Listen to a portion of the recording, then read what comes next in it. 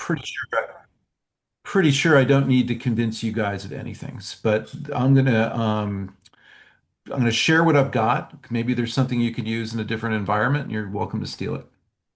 Um, so the first is this point of that our economy has been moving forward to be more purpose driven over the last 20 years. And when I say 20 plus years, in my experience, and I'm going to test this out, you can tell me if this is right or wrong.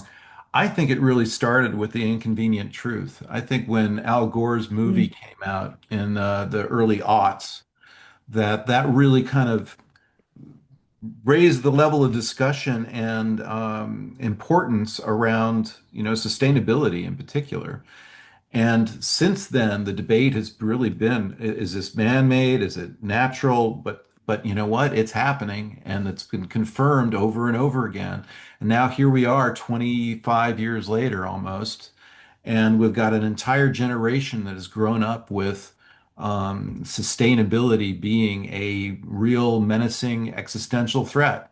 And that has been reflected in business. And by the way, this presentation was done from the research that I did as part of my dissertation. And in my lit review of that, I look at how society and business how there's been an interrelationship there, and how when there's a concern in society about pollution, like in the 70s, there's suddenly commercials with Indians with tears coming down their faces. You might remember that one. There's a whole reaction to nuclear energy as a potential threat. I mean, there's I want to say a dialogue almost between business and society.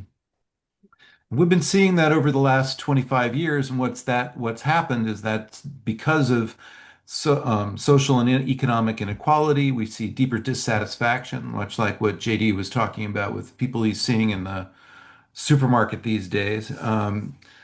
But and you look at the generational issues. My kids' generation of Gen Z they're not getting married. They're not having kids. They're worried about going up another zero point 0.5 degrees because that's really all we have. They're all saying that that's the limit. So I mean, there is a societal concern, and that has resulted just in the last 15 years of companies starting to report on their ESG ratings. So that's environment, social justice, social involvement, community, and transparency of their governance, of their decision making. So the reason why we need to pay attention to this, I know I don't need to convince you guys of it, but when we're talking about recruiting people, getting customers, and getting investors, they're all aware of the ESG ratings, of the importance of social responsibility. If companies who aren't socially responsible, if they just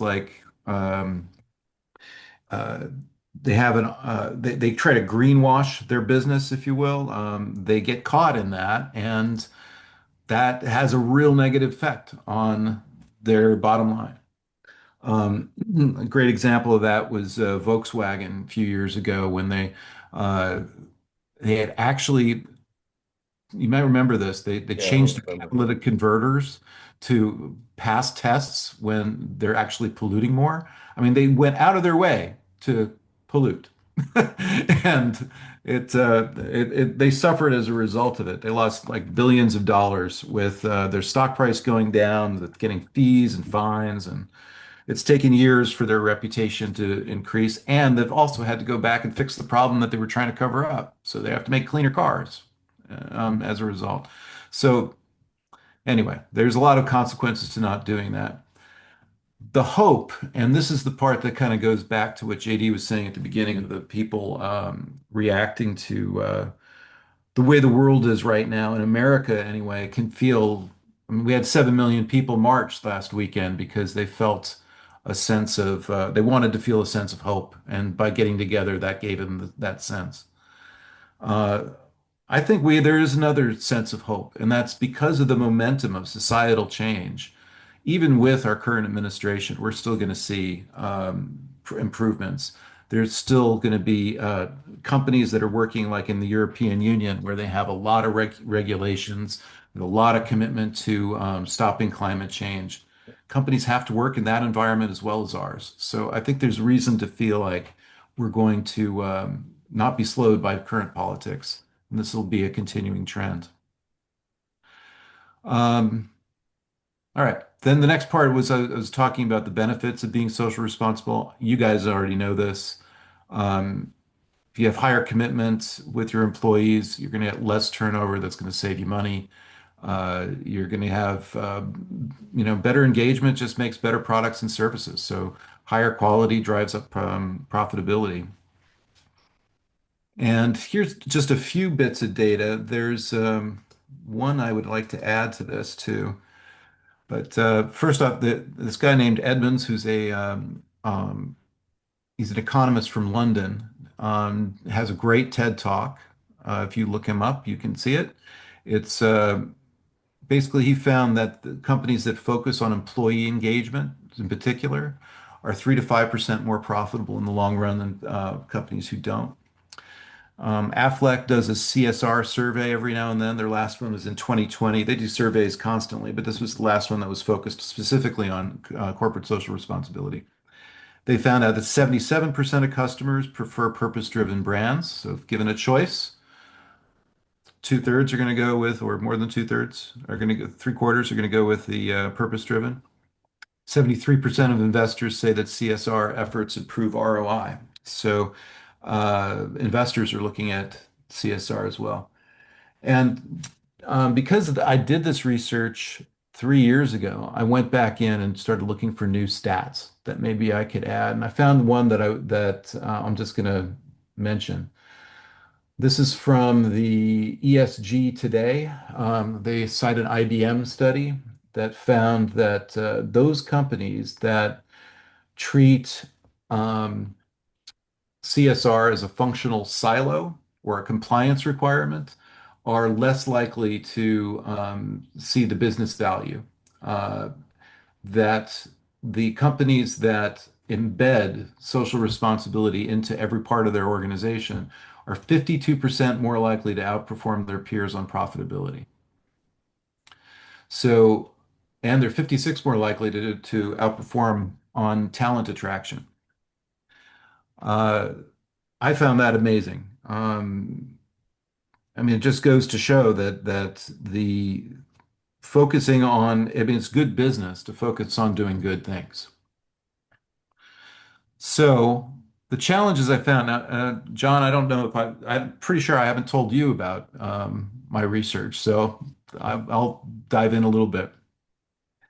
What I did as part of my dissertation was I looked at 5 companies that are all part of the UN Global Compact that have been part of it for over 5 years, that have already generated a lot of there's demonstrated a lot of competence when it comes to social responsibility.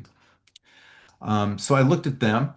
I identified 5 companies that represented different parts of the economy. So there was pharmaceutical, there was pet food, there was consulting, and some others. There was manufacturing. And I went to leaders in those organizations, like their chief sustainability officers and people who've had a view of their development over time. And I asked them to tell me their story about how they make that transition to being socially responsible. Where did the commitment come from? What was the route that they took? Well, from that, I got some common steps, which I'm going to share on the next slide. But I also learned about things that got in their way in the process, in the telling of the story. Uh, One of the things that they noticed was that if they weren't coordinated, if the efforts didn't have a chief sustainability officer, for instance, to like look over the entire program, inefficiencies would develop. There would be competing priorities among organizations for resources. There would be confusion, especially among shareholders in the publicly traded companies. Are we here to make a profit? Are we here to do good? Are we here to do both? What's the priorities of the organization? these kinds of misalignments is what leads to overall dissatisfaction or overall ineffectiveness of the organizations. Um, that makes sense? Should I explain any Well, it's more? very consistent with, having process owners. Business processes came out with Champy, in 1993. Before that, we didn't have business processes, and so Yeah, when organizations did business process redesign around SAP and Oracle and PeopleSoft, they realized that processes are horizontal. They cut across all of the vertical functions or vertical P&L, geographic P&L centers. And so you had to have a horizontal process owner.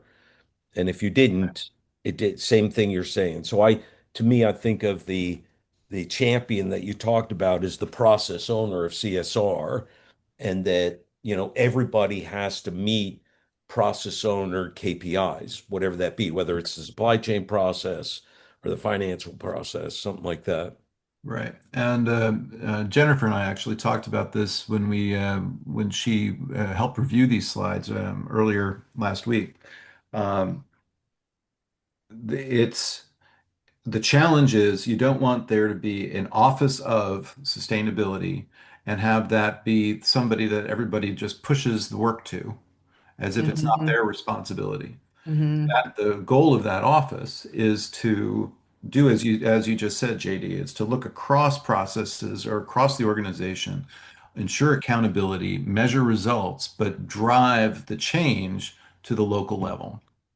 And I'm going to go on to the next But slide. well, you could change slides. It goes right back to, why we're here and do more good. You said Right. it. Am I supposed to do well or do good or do both? And Mm. that's the real, hook to me, because some people that say all these things, it's window dressing, right? It's just, Exactly. and so, the real question we're going to get to when you're done, I think, is how do you get organizations to really care, not understand, in the communication process that Jennifer talks about. I always learned in change management, and, first you have to get their attention, then you have to get them to listen, then you have to get them to understand, then believe, and then act. So there's that five-step process: attention, understand, listen, understand, believe, act. And that takes a long time. And so if you're the problem, I hope I'm not talking too much, but the biggest problem is in corporate public companies where you're measured on Wall Street every 90 days, Yeah. and you're rewarded based on the bottom line. Yeah. And until you're rewarded on a different line as well as the bottom line, then it just comes down to the leader, the Mm. purpose, the founder, the Yvon Chouinards, or the Ben and Jerry's, or somebody who is like a Jay Wilkinson. They Mm. it's just embedded in their cells and DNA. Yeah. Mhm. Um, I will So, say that the publicly traded companies had a harder time making the transition to Mm. being more purpose-driven than the privately held ones. yeah. Um, Part of it was due to that shareholder focus and the fact that by having shareholders, they are obliged to work at producing a profit in the short term. And much of these strategies are long-term strategies. So that's where the tension is. Um, Short-term thinking to long-term thinking. What was it Buckminster Fuller said? You cannot, something about you. Well, maybe it was Einstein. You can't solve the problem with the same thinking that created it. Mhm. Was that Can't, Einstein? And then can't, Buckman, go ahead. and you can't dismantle the master's house with the master's tools. Yeah, there's so many of them, right? Yeah. And so you can't change public thinking when it's embedded in the whole um, Right. capitalistic mindset that the purpose of a business is to make money.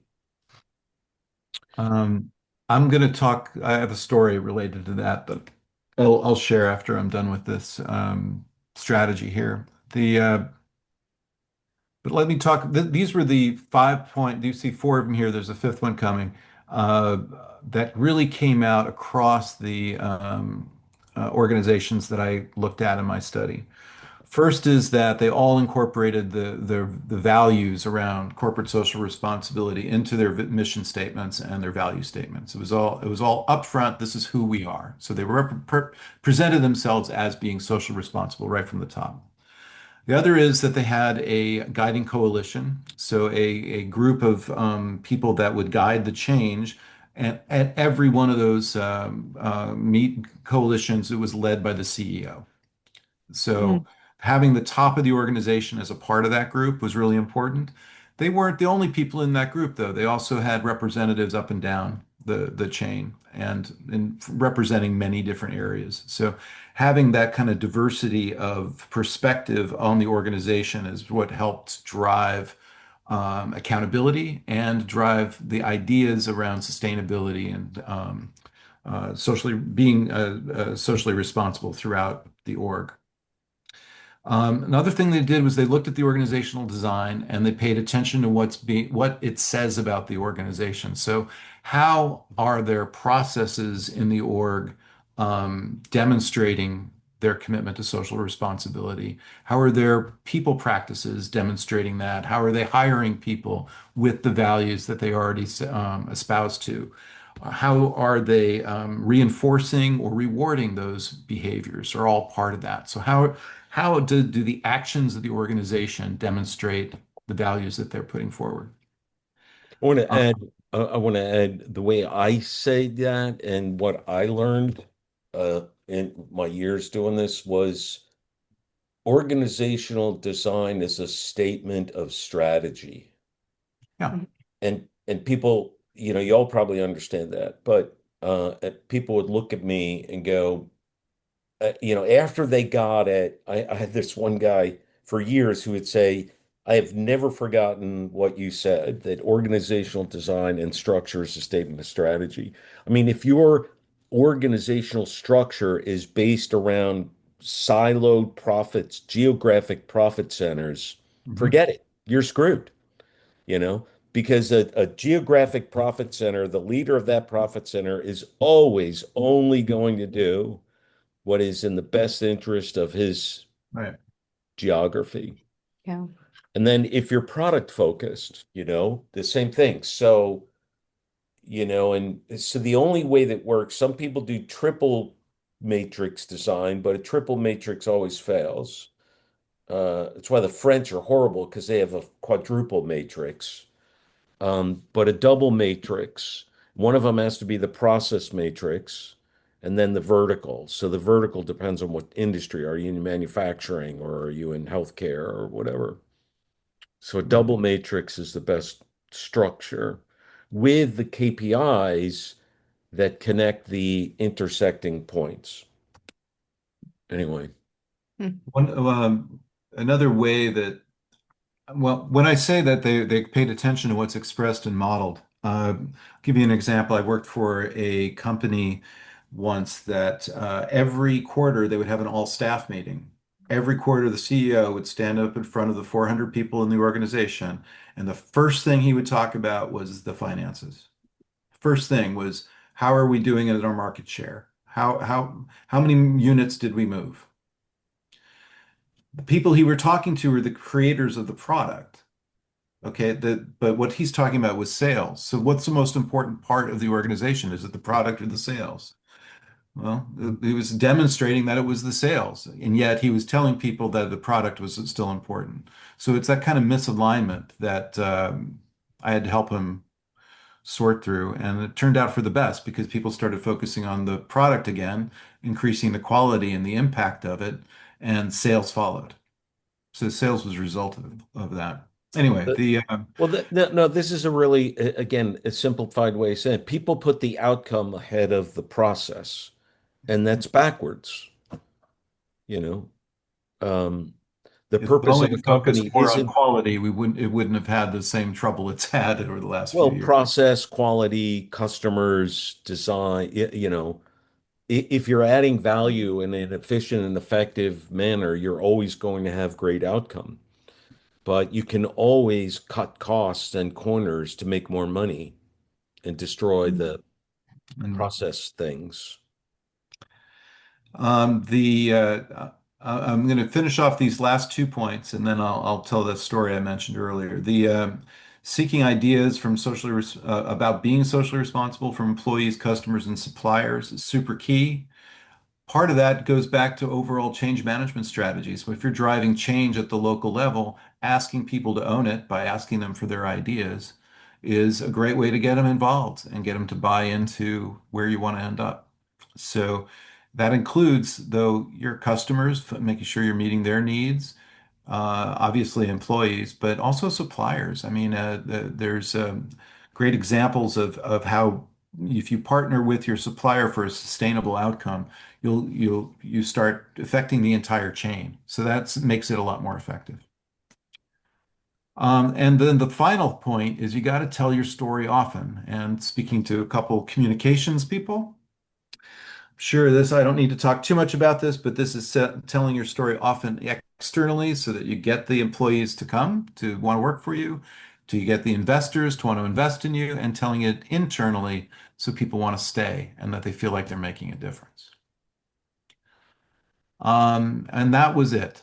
So that's the presentation I was going to give to the 100 people we expected here. So Um, I'm gonna share something. I asked Mr. Wonderful from Shark Tank, um, what is it possible to do good and do well? And he said, absolutely, but you must do well before you can do good because the whales don't have a credit card. And that's the dilemma. Um, you've got to do well before you can do good. If you've ever heard Mira Oka tell her story about Oka Aquatics, it's a hard thing for me to say. Oka is her name, and aquatics is what they do, the swimming lessons and all that. yeah. And there's another woman who, Safan Persis, an MBA, and was doing like social work in Thailand, helping women who were living in poverty. And she saw that they could sew. And so she helped them turn their sewing into purses, beautiful leather purses. And she was always, it was all about the 90% of doing good and ethical leather handbags. I'll share. Can you stop sharing, Chris? I'll share. I have stopped sharing. Okay. So when she told her story about doing well and doing good, she realized that, after they lost so much money, they had to focus on doing well before they could focus on doing good. And so now they're this super fancy upscale leather company with all these leather products made from these women in Thailand. Um, and because they're high end and they charge a lot of money, they were then able to turn around and do good and help the local communities and things like that. Hmm. So I just go back to Um, Kevin O'Leary said. I wonder if that's 100% right. I mean, I feel like if you just do good, if you do well first, you might have to clean up your mess if you want to do good afterwards, you know? Well, I think if your motivation like her, what she had no intention of creating this business. She was like on some research project or grant or something to help these women, and she just had such a heart, decided to try to help them make a business and had no idea how to do a business, and failed. Now, how she kept going, I'm not sure. I don't remember that part of the story, but I think I do think it is a trap of the mind and the way our brain works that, when you do well and then you want to do more and the ego and the attachments start, you start liking the shiny objects And it's a known fact in neuro research, if Helen was here, she'd tell us that very powerful leaders, the frontal cortex stops working. Their centers of empathy and compassion. It's Huh. like the circuitry is gone. And it sort of makes sense to me as a military leader, how that could happen. But I guess, in the same sense with corporations. Want to say hi to Jen? Hi, Welcome. Jen. Oh, we Love can't your hear you. You're not muted, but the speaker is not working.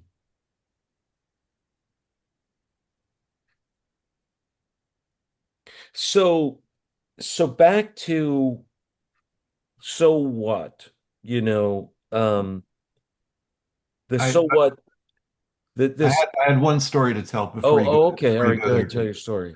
See, the other day I was at a meeting, a community meeting, discussing an election that's coming up here in a couple weeks.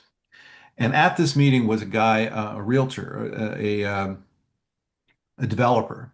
And it just so happened that also at this meeting was somebody whose issue locally was preserving the tree canopy. In Seattle, we're very concerned about knocking down too many trees, especially the old ones, because we recognize with the environment the way it is, the more trees, the better. It makes a better living or a place to live, better community, and it helps combat carbon. So we want more and more of trees, but we also recognize that we have to develop because there's a housing shortage and we need to reduce the expansion of our footprint and consolidate people in the city. So how do we balance those two competing priorities? Well, at this meeting was the tree lady and the developer guy. And they were having a conflict because there was this one plot of land the guy was about to develop that wanted to put four um, units on it on what had been a single unit property, had all the approvals and everything, but there were two or three really old trees, like 150-year-old trees on this property. And of course, the canopy people want to save that, and the developers find that inconvenient and want to get rid of it because it's easier to build four units. So it was a fascinating discussion from a do more good perspective because it was about how do we change our mindset until we can have either trees or development to being, well, how can we do both? How can we make it? Are you real? And the question to the developer that I asked was, is your business really about building stuff or is it about creating community? And it's about creating community. Well, communities need trees. That's why people want to be in a community is because it looks nice, it feels nice, it's comfortable. And then there's all the other benefits of it, like removing carbon and, reducing heat and so forth. So what ended up happening, I mean, I walked away, and this guy who is the developer was very defensive and really did not want to have this conversation and was just like, it's just easier to knock over the trees. Look, I've already got the permits. I'm following the law. Leave me alone. And we were like, but no. And he's like, are you a property owner? And I said, yeah. And he said, do you want people telling you what you can do with your property? I said, well, no, but I also live on a planet with other people. I mean, yeah, I might own this, but I have neighbors. So I'm going to ask neighbors what they think. It's what you do. And he was very taken aback. Anyway, what ended up happening was the tree lady and the developer I got together 2 days ago and had a 2-hour conversation with some independent arborist and another architect. And 2 hours later, they're coming up with other solutions and they're kind of working together now. So Mhm. That's major cool. plus. But anyway, the experience with talking to the developer made me kind of think that that was a microcosm of the kinds of environment that we're going out into with Do More Good. Mhm. Um, a lot of our discussions is going to have to be around around creating win-win, about moving people out of that mindset of money's the most important thing to wait a minute, it's money and. You should contact those two and see if they would share their story in an event with Do More Good. You Okay, know, that would be really cool. Be that's very, I mean, that people want to know, how do I do well and do good? And it's a very simple story to understand. So I personally would be interested to hear how they resolve that, especially since my screensaver is giant redwood trees. And I love trees. I will find out. I don't know if it's been totally resolved yet, but I know they made progress. So I will keep that in my on my radar for sure. But us talking to them about doing well and doing good and explaining to the tree lady that without commerce, there is no society. Without Right. homes, there are no families. So you have to have this, but also explaining to the other guy, you know, it could actually bring them both closer together Yeah. and make them both feel good about what they did. Right. Yeah. Yeah. And I'm curious what you have to say. I've seen you go off mute twice. It wasn't necessarily to say something specific, but I'm thinking a lot about the question that we had coming into Chris sharing his content around sort of what are people needing and what is Do More Good offering. And what I think, Chris, you're talking about to me is this ability to transcend either or, right? That's what Do More Good ultimately is, at Yeah. this intersection of profit and purpose. And it's hard. It's so easy for us to get into either or. We're forced into either or by all the things in life, and we're used to being there, right? And I'm thinking about this even now, like, Chris, this content is so good and it's so needed. And I'm thinking about the emotional space that most people I know are in right now, which is like, oh shit, am I going to survive? Hmm.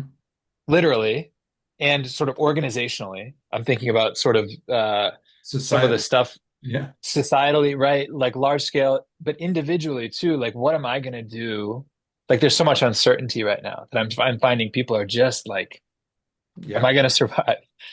And um, and I think there's like an experience I had when you were presenting the content, which was like, uh, is that it's far away from what people's emotional experience is right now. That's my interpretation. Hmm. Is like people are in this like, what do I do tomorrow? How do I make sure that I'm staying relevant, that we're staying relevant, right?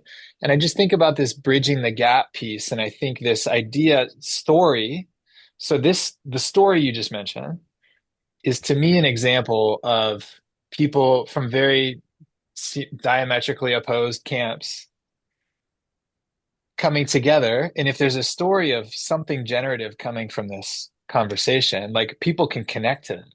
Because I think every day people are like, I'm feeling more and more polarized and feeling more separate from, and as a result, hopeless because I feel like we Hmm. can't work across these divisions.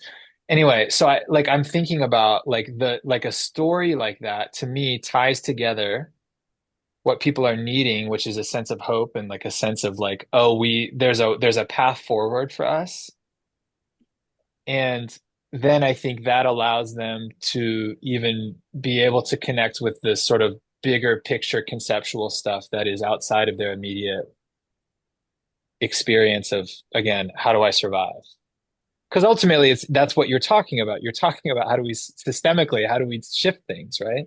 But I Hmm. think nowadays, from my perspective, people are just in there's this frenzy, there's this panic, there's, all the stuff we were talking about. Like they're so myopic because it's what's tomorrow, what's next week, what's next month. And I think story like that could bridge the gap potentially, in Maybe my I should opinion. write it up for sure. I think we should try to get them on a call. I think it would be a wonderful thing. And Okay. I'd be happy to talk to each one individually, you know. Um, But I think we also need a few more. If we could have three stories like that, and I love the metaphor that we are a bridge, as you said, our job is to help transcend either or, as Mercedes would always say, and both, or something like that, she Both says. and. Both end. Thank you. Yep. And so yeah, where can we be a bridge? How can we be a bridge is a good question. And I think, and I just think that that's kind of meeting, like people, again, people's emotional state right now is like, oh shit. So I think the concepts here, again, I think like this is really rich and it's a little bit removed from what they're, I think the reason maybe, I'm not saying that's why people aren't here. Sorry, my dog's That's okay. Mine, wanting mine will, cats. mine will do it in any minute now. She This hasn't is found it Evie. yet. Hi, Oh, Evie. TV. She's a real sweetheart. So I just think that like there's a yeah to bridge the to meet people with what they're needing, which again we started out the conversation talking about community. I think hope is bit like everything right now is leading us to feel hopeless. Right. If we're really tuned into the news and if we're on online a lot, right? All this stuff, right? And so I think creating these, I think another Mercedes term that she borrowed from someone was islands of sanity, islands of coherence. Anyway, so these spaces where people can feel that, but then also bridging the conceptual stuff with that emotional experience. I think story does that really well. So I just when you Yeah. said that story, Chris, I was like, oh, that's an example potentially of people being like, we can maybe there's a path forward for us to figure out a solution. And that Yeah. mirrors beautifully, I think, what Do More Good's doing.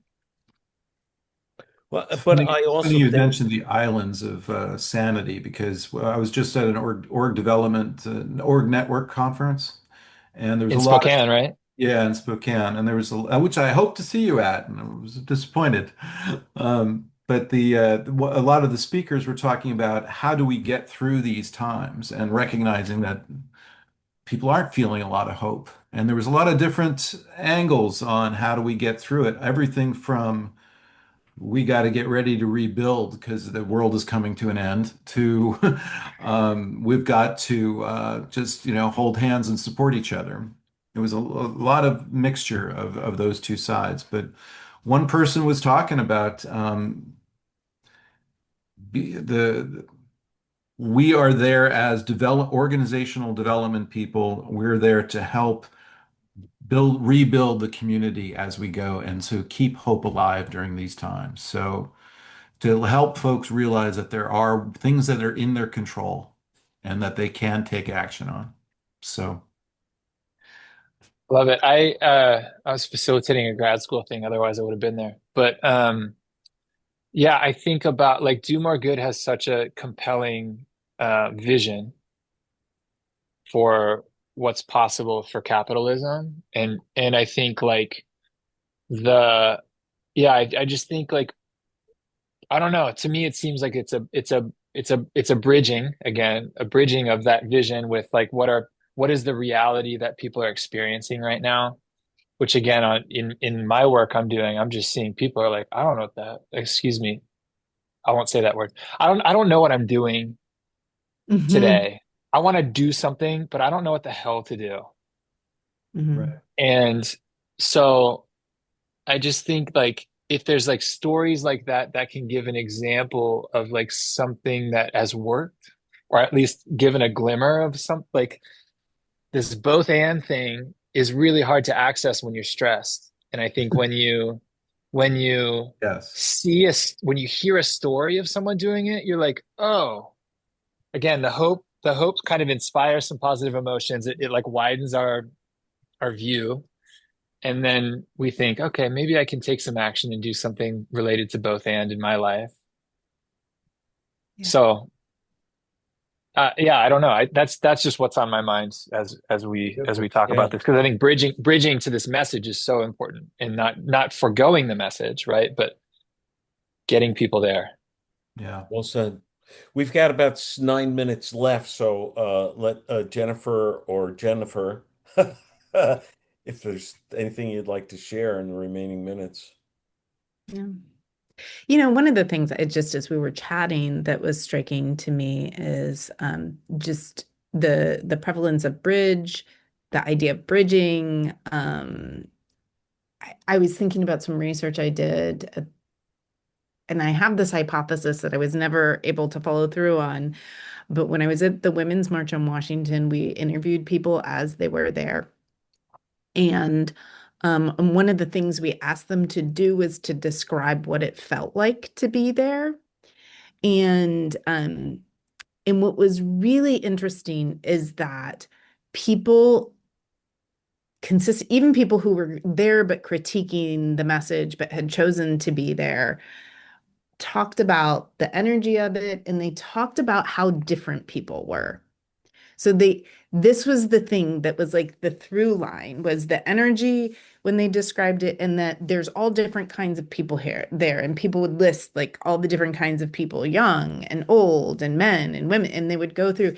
And so I'm really struck at the connection of these two things, and that we often think that community and that feeling of hope is about finding like-minded people. But I also think that there's this incredible energy and sort of innovation um, and hope, to your point, John, that comes when we have the experience of genuinely connecting with someone we thought we couldn't connect Mhm. with. I And think part that, of that is I'm not alone. right, well, but you can get I'm not alone from connecting with someone who is like-minded.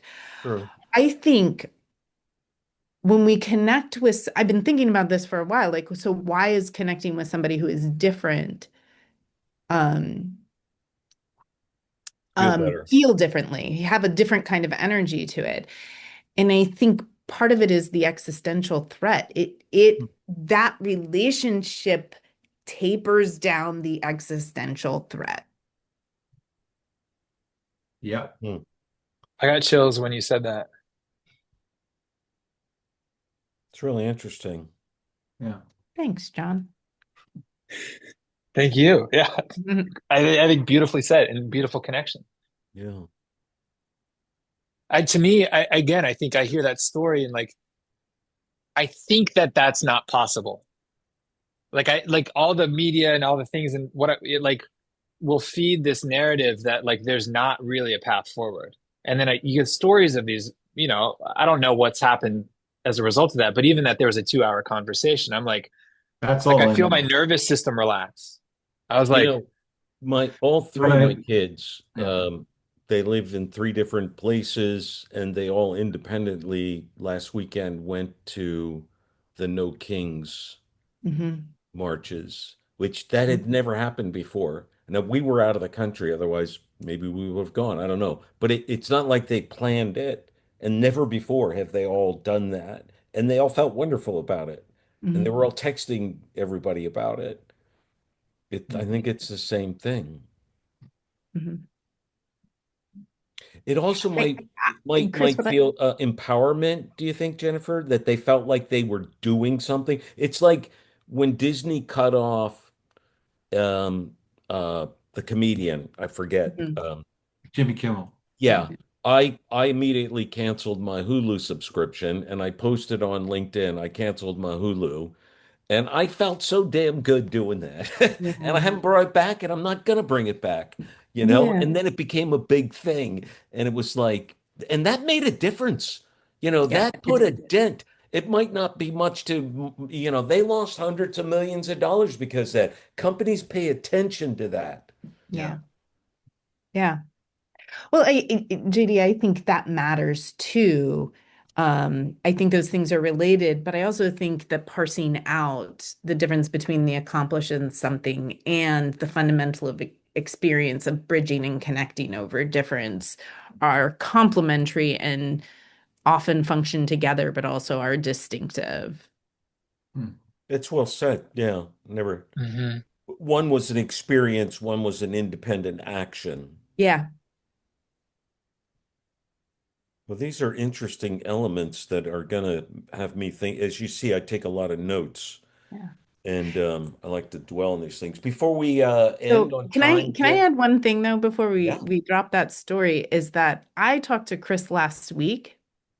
And Chris, when I talked to you last week, your feeling about that story, you did not know about this 2 hour No, meeting. I didn't. And That's your walk away from that yeah. conversation was, I feel totally like this doesn't matter, right? Like this conversation didn't matter. The guy gave you no faith. And that was part of what we talked about. And now, like to see the story do this 180 is It was fascinating. it was amazing. I mean, I connected with the tree person and we exchanged emails, and then she sends me an email saying I'm meeting with him tomorrow, and the entire day I'm wondering how that meeting went. Yeah. I wonder what. So I shot her a message in the evening, and within a half an hour, this was like 10 o'clock at night. She's like, "Oh, I'm so glad you called. You sent.